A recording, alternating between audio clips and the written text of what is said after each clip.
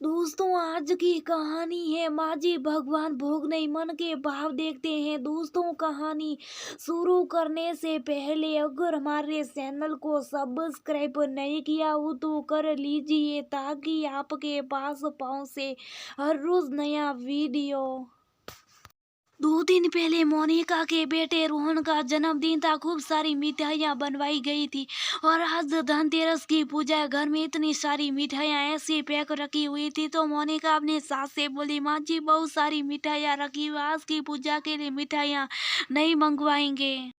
सास बोली, हाय राम बहू, हमारे घर में इतनी भी किल्लत नहीं है कि पूजा में पुरानी मिठाइयाँ का भोग लगे और मेरे बेटे और पोते क्या 2 दिन पहले की मिठाइयाँ खाएंगे। मैं कुछ नहीं जानती, सही पैसे की बर्बादी ही क्यों ना हो पर नई मिठाइयाँ मंगवा लो। मोनिका बोली, माँ जी भगवान भोग नहीं भक्तों के भाव देखते और जब उन मिठाइयों को किसी ने हाथ भी नहीं लगाए तो क्या हम उसे भोग को नहीं चढ़ा सकते। सास बोली, नहीं बिल्कुल भी नहीं।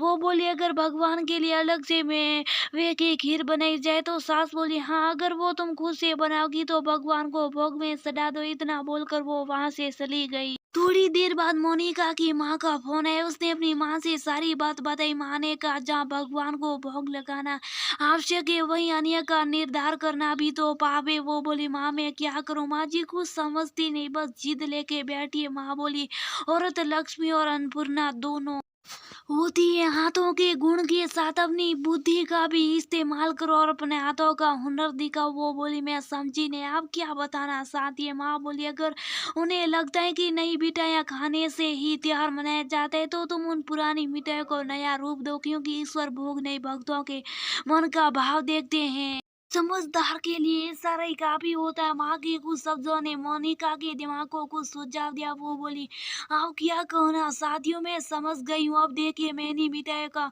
नया रूप देकर सबको संकित कर दूंगी। और थोड़ी देर बाद उसने फोन रख दिया। मोनिका के घर में जब सब खाना खाकर सोने चले गए तो मोनिका रसोई में गई।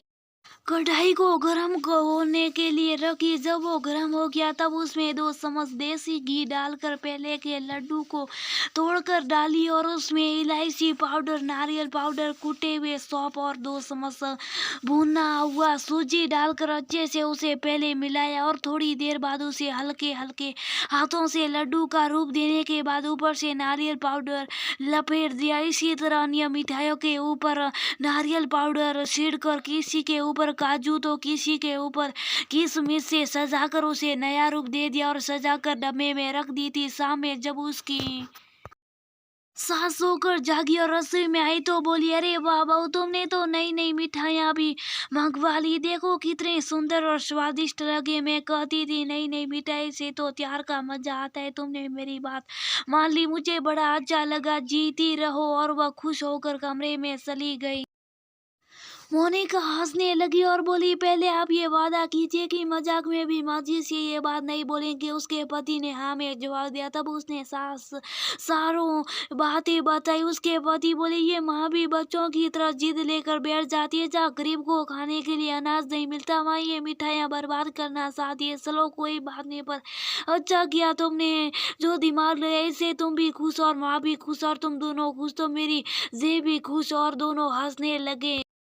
मोनिका ने भोग में सटाने के लिए पेवी मेवे की खीर बनाकर रख दी थी। सास की बात मानकर उसने उनका भी मान रखा और मिठाइयों को नया रूप देकर अन्नपूर्णा का अपमान होने से पहले पूरे परिवार को भी बचा लिया। पूरे परिवार ने शाम में धनतेरस की पूजा की और 2 दिन बाद दिवाली का त्योहार मनाया। मंदिर में सुंदर से एक थाल में सभी मिठाइयों को सजाकर मोनिका ने भगवान को अर्पित किया और अपनी भूल चूक के लिए उनके माफी छोड़कर माफी मांगी। आने जाने वाले सभी मेहमानों को सभी मिठाई पेश की गई। सभी खाकर बहुत खुश थे और बोल रहे थे, बाजार की मिठाई से भी अलग है इसका स्वाद। तब मोनिका की सास बोली, मेरी बहू ने इसे बनाया और वो कहती है भगवान भोग नहीं मन के भाव देखते हैं।